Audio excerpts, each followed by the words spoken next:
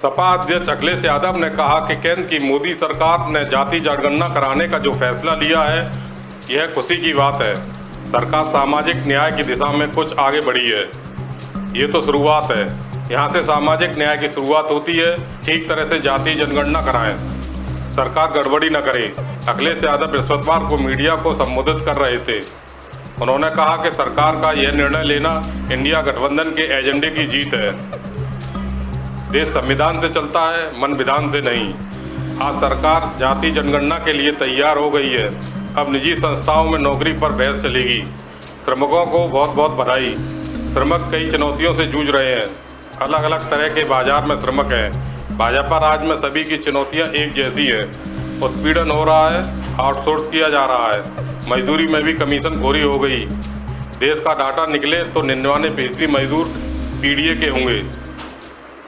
और बड़ी संख्या में सामाजिक न्याय के आंदोलन को आगे बढ़ाने वाले लोग, उनकी वजह से ये परिणाम मिला है।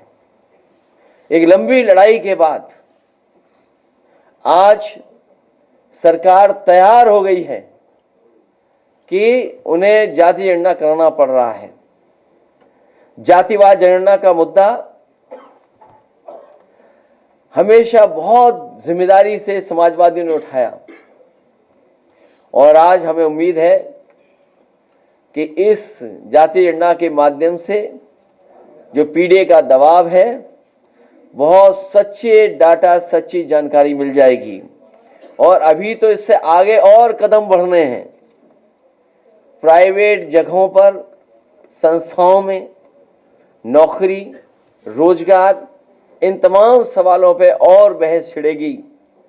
जो मकसद था इक्वलिटी एंड जस्टिस का, उस इक्वलिटी एंड जस्टिस में हम लोग और आगे बढ़ने का काम करेंगे। भाजपा सरकार को ये चेतावनी है कि अपनी चुनावी धांधली हम लोगों ने, आपने समय समय पर इनकी चुनावी धांधली देखी है।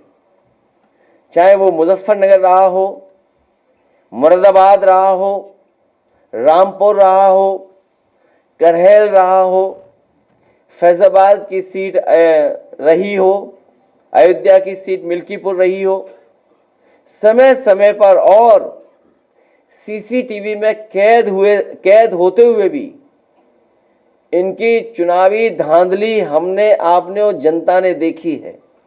इसलिए भाजपा सरकार को ये चेतावनी है कि अपनी चुनावी धांधली को जाति जनगणना से दूर रखें।